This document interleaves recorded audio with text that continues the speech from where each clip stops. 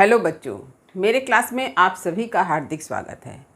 आज मैं आप लोगों के समक्ष मुंशी प्रेमचंद जी द्वारा रचित गबन उपन्यास को लेकर उपस्थित हूँ। गबन उपन्यास वेस्ट बंगाल काउंसिल के अंतर्गत क्लास 11 और 12 में पढ़ाई जाएगी। क्लास 11 को 2 भागों में बांटा गया है, सेमेस्टर के रूप में, फर्स्ट सेमेस्टर और सेकेंड सेमेस्टर। तो फर्स्ट सेमेस्टर से लेकर सेकेंड सेमेस्टर तक आपको पूरा उपन्यास पढ़ लेना है।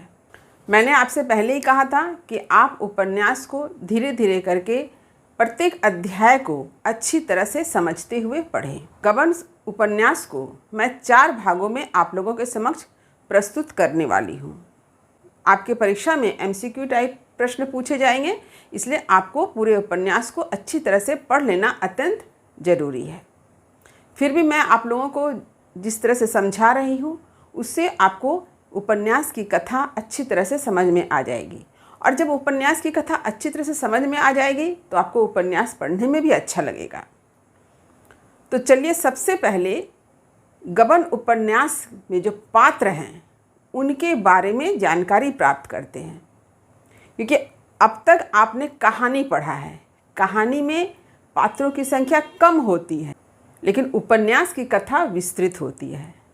कहानी में एक मुख्य कथा होती है, लेकिन उपन्यास में एक मुख्य कथा के साथ साथ अन्य गौण कथाएं भी होती है। तो इस तरह से मुख्य पात्र तो होते ही हैं, अन्य बहुत से पात्रों का भी उल्लेख मिलता है। तो यदि आप पात्रों के नाम को, पात्रों के बारे में थोड़ी जानकारी प्राप्त कर लेंगे तो उपन्यास पढ़ने में आपको काफ़ी सुविधा होगी। तो पात्र का परिचय जानना अत्यंत आवश्यक है। तो चलिए मैं आप लोगों को पात्र से परिचय करवाती हूँ। देखिए, पात्र परिचय। प्रमुख नायिका, मैंने पहले नायक का नाम उल्लेख नहीं किया है, नायिका का ही उल्लेख किया है। तो प्रमुख नायिका कौन है? जालपा। जालपा के पिता का क्या नाम है? देखिए, दीनदयाल, जो प्रयाग के एक छोटे गांव के जमींदार के मुख्तार थे। माता का नाम क्या है? मानकी। और जालपा के पति का नाम क्या है? रमानाथ। तो अब देखिए, प्रमुख नायक कौन है? रमानाथ, जिसके पिता का नाम क्या है? दयानाथ, जो कचहरी में काम करने वाले एक नौकर, ईमानदार, सज्जन हैं। उनकी माता का क्या नाम है? जागेश्वरी देवी। पत्नी कौन है? जालपा। तो ये दोनों उपन्यास के प्रमुख नायक और नायिका हैं। अब इनके अतिरिक्त और भी पात्र हैं इस उपन्यास में, उसका नाम देख लेते हैं। देखिए, इंदुभूषण, ये कौन है? वकील है।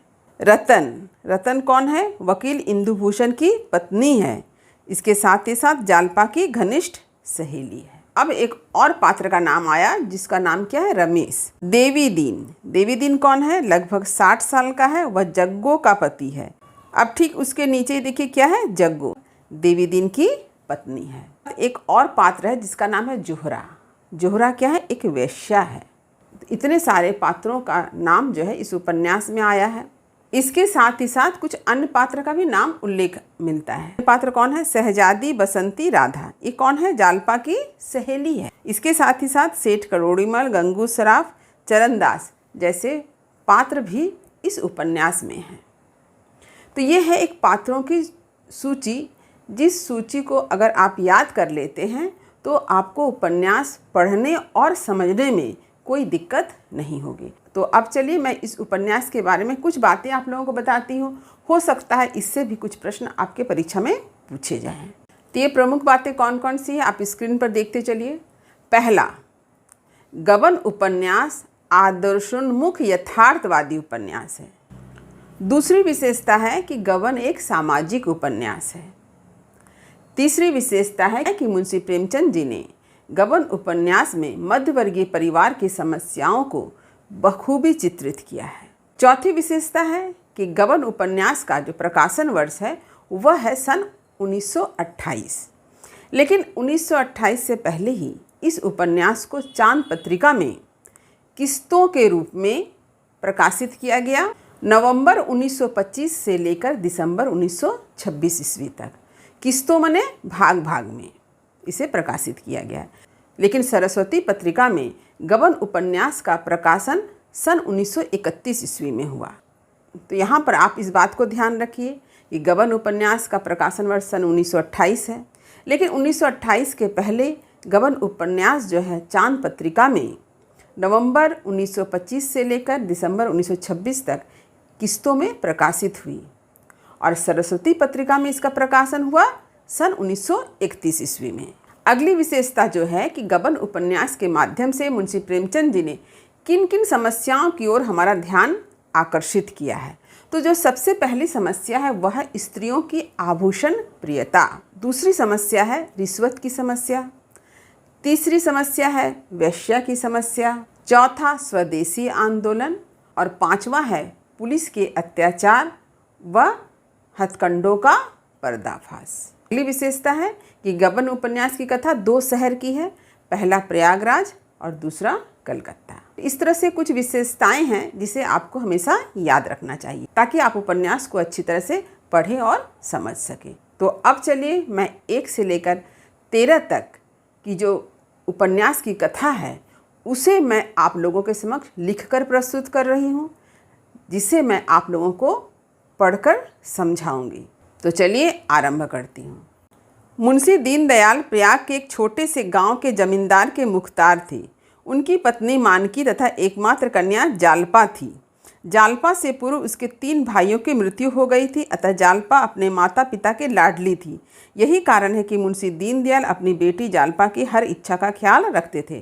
तो मुंशी दीनदयाल की पत्नी का नाम मानकी और बेटी का नाम जालपा है। यद्यपि जालपा अपने माता पिता की एकमात्र कन्या थी, क्योंकि जालपा के पूर्व उसके 3 भाइयों की मृत्यु हो चुकी थी, इसलिए माता पिता जालपा को बहुत आदर दुलार के साथ रखते थे। यद्यपि उनकी आर्थिक स्थिति समृद्ध नहीं थी, तथापि कोई आर्थिक तंगी संकट भी नहीं था। वे जब भी कभी प्रयाग जाते तो अपनी पुत्री के लिए कोई गुड़िया या खिलौना न भी लाए पर कोई आभूषण जरूर लेकर आते थे। यही कारण है कि जालपा बचपन से ही आभूषणों से ही खेला करती थी।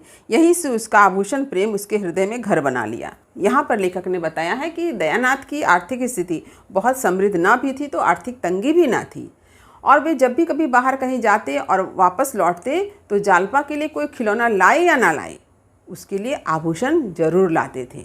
यही कारण था कि जालपा के मन में बचपन से ही आभूषण के प्रति प्रेम क्या वह बढ़ता गया।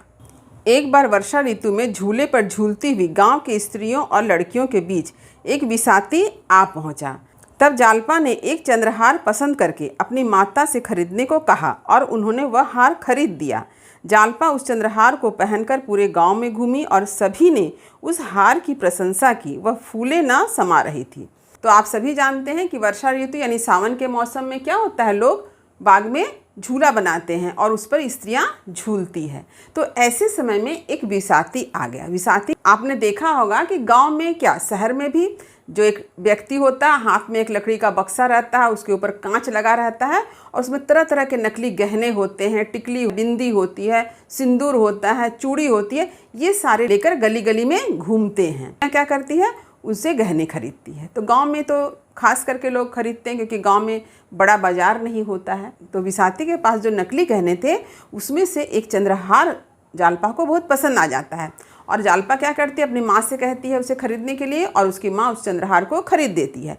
अब जालपा का क्या था, वो तो छोटी सी बच्ची है, गले में चंद्रहार पहन लेती है और पूरे गाँव में घूमती है और सभी लोग उस हार की खूब प्रशंसा करते हैं। जालपा के हृदय में चंद्रहार पाने की लालसा तब और बढ़ गई जब उसके पिता ने एक चंद्रहार उसकी माता के लिए लाया। तो जालपा के मन में बचपन से ही तो आभूषण के प्रति प्रेम धीरे धीरे बढ़ रहा है और चंद्रहार को पाने की लालसा कब उसके मन में ज़्यादा बढ़ गई, जब उसके पिताजी ने उसकी माँ के लिए एक सचमुच का चंद्रहार लेकर आए। वह उस हार को लेना चाहती थी, परंतु उसकी माता ने यह कहा कि जब उसका विवाह होगा तब उसके लिए चंद्रहार ससुराल से आएगा। इस प्रकार यह बात उसके हृदय में बैठ जाती है और वह उसके हृदय में चंद्रहार के प्रति तीव्र लालसा उत्पन्न कर देती है। इसके साथ ही वह अत्यंत अधीरता के साथ विवाह की प्रतीक्षा करने लगती है। तो जालपा के मन में चंद्रहार पाने की इच्छा बलवती होती गई और वह अपनी माँ से जब चंद्रहार मांगती है तो उसकी माँ क्या समझाती है कि जब तुम्हारा विवाह होगा तो तुम्हारे लिए चंद्रहार तुम्हारे ससुराल से ही आएगा। अब क्या था, जालपा छोटी बच्ची थी, उसके मन में विवाह करने की इच्छा उत्पन्न होने लगी और बड़े ही अधीरता के साथ इंतजार करने लगी कि कब उसका विवाह होगा और कब उसके लिए चंद्रहार आएगा। इस घटना के 7 वर्ष बीत जाने के बाद जालपा का विवाह उसी शहर में रहने वाले दयानाथ के बड़े पुत्र रमानाथ के साथ तय होता है। रमानाथ बिल्कुल बेकार था। वह मित्रों के साथ शतरंज खेलता, सैर सपाटे करता और दोस्तों की बदौलत शौक पूरा करता था। तो इस घटना के 7 वर्ष बाद जो है जालपा का विवाह तय होता है।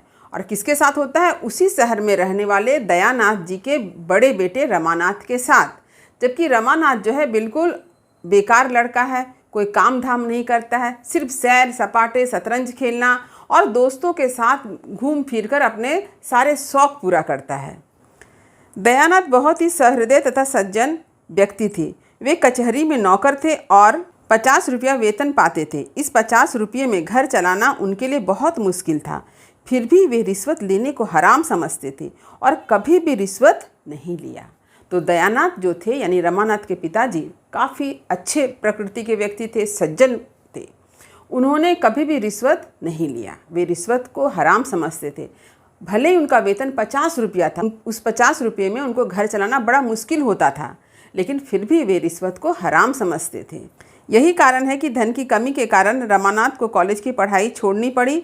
उसमें स्वयं के पुरुषार्थ से पढ़ने की भी इच्छा नहीं थी। रमानाथ कुछ काम भी नहीं करता था, इसलिए दयानाथ अपने इस बेकार आवारा निकम्मे बेटे का रिश्ता लेने के लिए कतई तैयार नहीं थे। तो अब यहाँ पर देखिए कि रमानाथ जो पढ़ाई लिखाई छोड़ चुका है, क्यों छोड़ा है? धन की कमी के कारण। लेकिन उसके अंदर खुद से पुरुषार्थ करके, जैसे कि आप लोगों ने देखा होगा कि बहुत से बच्चे क्या करते हैं, धन की कमी होने पर भी पढ़ाई नहीं छोड़ते हैं, बल्कि वे ट्यूशन करते हैं और ट्यूशन करके जो पैसा आता है उस पैसे से पढ़ाई की फ़ीस देते हैं, स्कूल कॉलेज की फ़ीस जमा करते हैं और इस तरह से वे अपनी पढ़ाई को जारी रखते हैं। ऐसा आपने बहुत सारे बच्चों को देखा होगा। मैंने भी अपने आसपास बहुत सारे ऐसे बच्चों को देखा है जो खुद मेहनत करते हैं, ट्यूशन पढ़ाते हैं और उससे जो रुपया मिलता है उससे वे अपने स्कूल कॉलेज की फ़ीस भी जमा करते हैं। कुछ बच्चे देखिएगा दुकान में काम करते हैं। तो ऐसे वो पुरुषार्थ करके बच्चे अपनी पढ़ाई जारी करते हैं। लेकिन रमानाथ इस प्रकृति का नहीं है। वह क्या किया, पढ़ाई लिखाई छोड़ दिया और अपने दोस्तों के साथ घूमना फिरना शुरू कर दिया। यही कारण था कि दयानाथ अपने बेटे का विवाह करना नहीं चाहते थे। दयानाथ की पत्नी जागेश्वरी देवी को जालपा अत्यंत पसंद थी, इसलिए उसके जिद के कारण दयानाथ को रमानाथ के विवाह की मंजूरी देनी पड़ी। साथ ही साथ मुंशी दीनदयाल भी दयानाथ के सहृदयता तथा सज्जनता से काफ़ी प्रभावित थे। लेकिन मजबूरी में उन्हें विवाह तय करना पड़ा, क्योंकि दयानाथ की पत्नी को जालपा अत्यंत पसंद आ गई, क्योंकि जालपा बहुत सुंदर थी। और इसके साथ ही साथ जालपा के पिता भी जानते थे कि रमानाथ के पिता जो है काफ़ी सज्जन व्यक्ति हैं। दीनदयाल ने 1000 रुपया टीका के लिए दयानाथ को दिए। दयानाथ ने अपनी आर्थिक स्थिति अच्छी न होने पर भी 3000 रुपये उधार लेकर सोने के गहने बनवा लिए। रमानाथ भी झूठी शान शौकत के दिखावे में आकर अपने विवाह में रुपया पानी की तरह बहाया।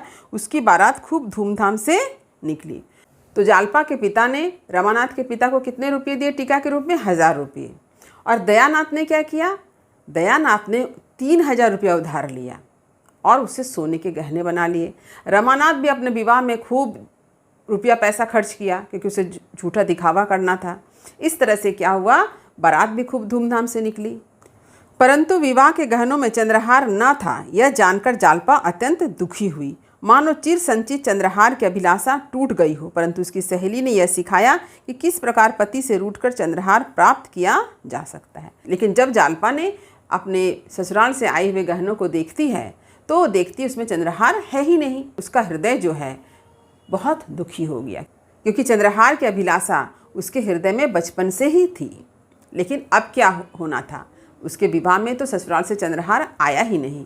तो वो बहुत दुखी हो गई और उसकी सहेली ने भी उसे समझाया, सिखाया कि किस प्रकार वह पति से रूठ करके ससुराल में चंद्रहार प्राप्त कर सकती है। ससुराल पहुंचकर जालपा बहुत ही असंतुष्ट और दुखी रहने लगी।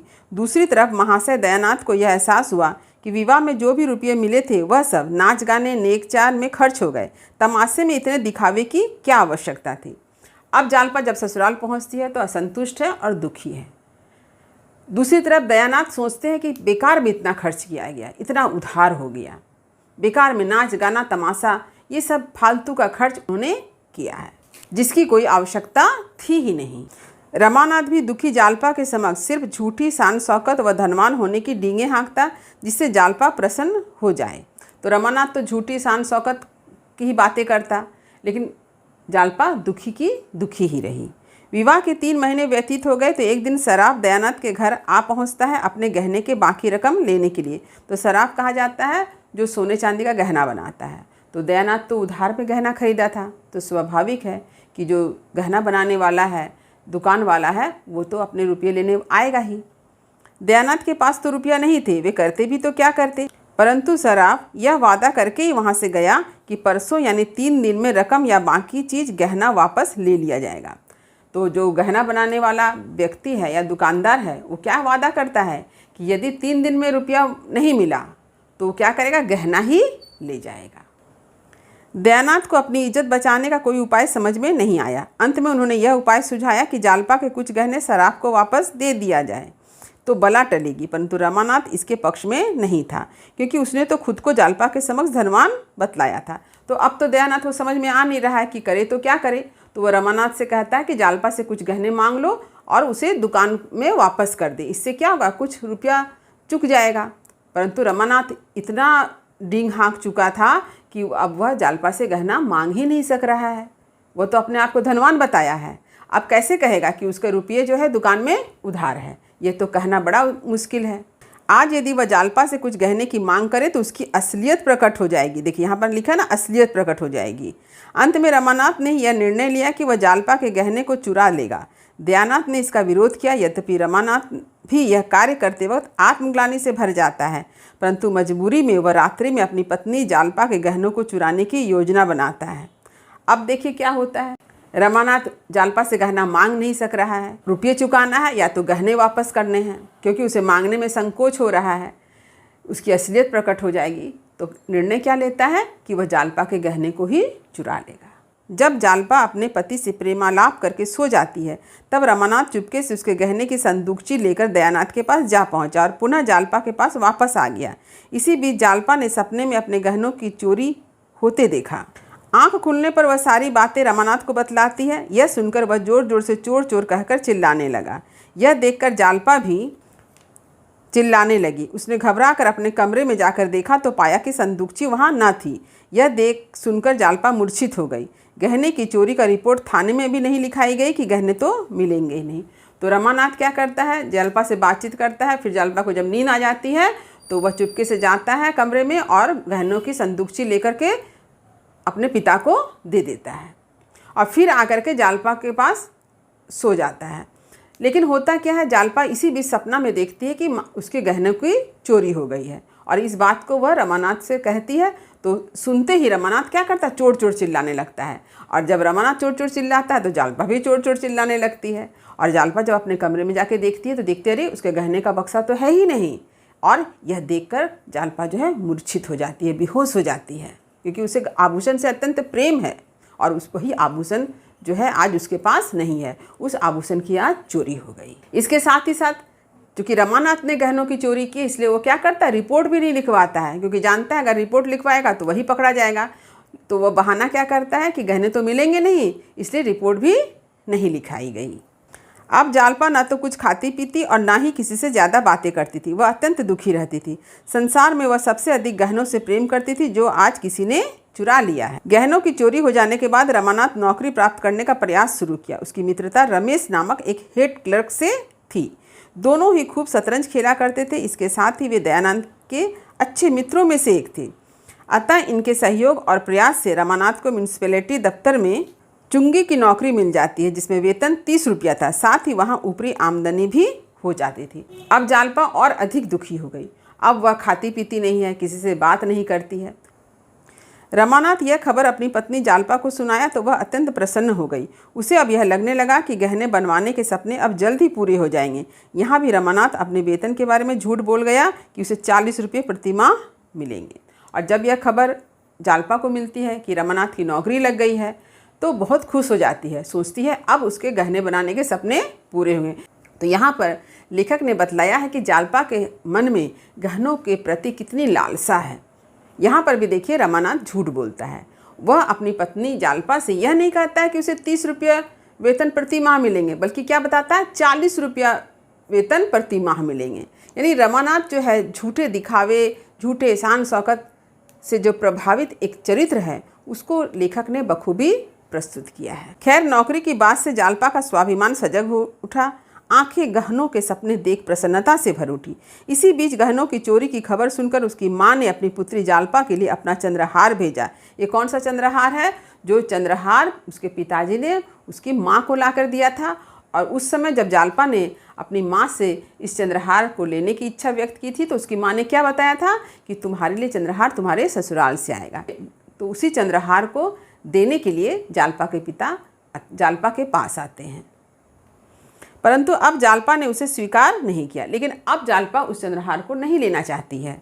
उसे विश्वास था कि वह अपने पति के रुपये से चंद्रहार बनाकर ही पहनेगी, साथ साथ अन्य गहने भी बना पाने में सक्षम होगी। तो अब जालपा जो है अपने पिता के द्वारा लाए गए चंद्रहार को लेना स्वीकार नहीं करती, क्योंकि अब उसे विश्वास हो गया है कि वह अब पति के पैसों से ही गहने बना पाने में सक्षम होगी। एक दिन रमानाथ को जालपा के द्वारा अपनी सहेलियों के पास लिखे गए पत्र को छिपकर पढ़ने से यह ज्ञात हुआ कि वह अपने आभूषणों की चोरी से कितनी व्यथित है। तो उसने उधार में जालपा के लिए गहने खरीदने का निर्णय लिया। उसने अपने मित्र रमेश बाबू से ऋण लेकर आभूषण खरीदने का प्रयास किया, परंतु उन्होंने इसे गलत बतलाया। रमानाथ किसी भी स्थिति में जालपा को गहने देकर प्रसन्न करना चाहता था।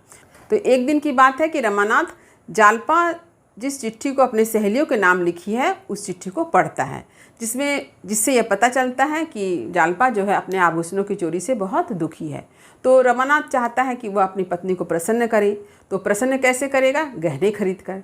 और गहने खरीदने के तो पैसे हैं नहीं, तो वह उधार लेकर गहने खरीदना चाहता है। तो जब इस बात की चर्चा अपने मित्र रमेश बाबू से करता तो रमेश बाबू बोलते हैं ये गलत बात है, लेकिन फिर भी वह उधार लेकर ऋण लेकर के गहने खरीदता है।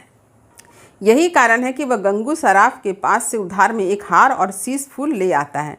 कुल कीमत 700 रुपये में से वह 100 रुपया देकर खुद पर 600 रुपये का ऋण चढ़ा लिया। और इस तरह से वो क्या करता है, गंगू सराफ यानी गंगू नाम का जो गहने बनाने वाला व्यक्ति है उसके दुकान से जाकर के एक हार खरीदता है और एक शीश फूल खरीदता है। कुल कीमत हुई 700 रुपया, जिसमें से वह 100 रुपया देता है और 600 रुपया उधार रख कर क्या करता है, वह उस गहने को ले आता है। उसने सोचा कि आमदनी के रुपये से वह इन सारे ऋण को चुका देगा। जालपा इन दोनों गहनों को पाकर अत्यंत प्रसन्न हो गई। तो रमानाथ को ऐसा विश्वास था कि वह सारे गहनों का ऋण जो है अपने वेतन से चुका देगा, और गहने को पाकर के जालपा अत्यंत प्रसन्न हो गई। तो यह कथा है अध्याय 1 से लेकर अध्याय 13 तक की। तो उम्मीद करती हूँ कि यह कथा आप अच्छी तरह से समझ गए होंगे। यदि कहीं कुछ समझने में दिक्कत हुई हो तो कमेंट अवश्य करें, वीडियो को लाइक करें और सभी पढ़ने वाले विद्यार्थियों में शेयर करना ना भूलें। और जो बच्चे मेरे चैनल पर नए हैं वे चैनल को सब्सक्राइब जरूर कर लें। तो अगले वीडियो में आपसे मुलाकात होगी गबन उपन्यास के अध्याय 14 से लेकर अध्याय 26 तक की कथा के साथ। तब तक पढ़ते रहिए, जीवन में आगे बढ़ते रहिए। शुभकामनाओं के साथ धन्यवाद।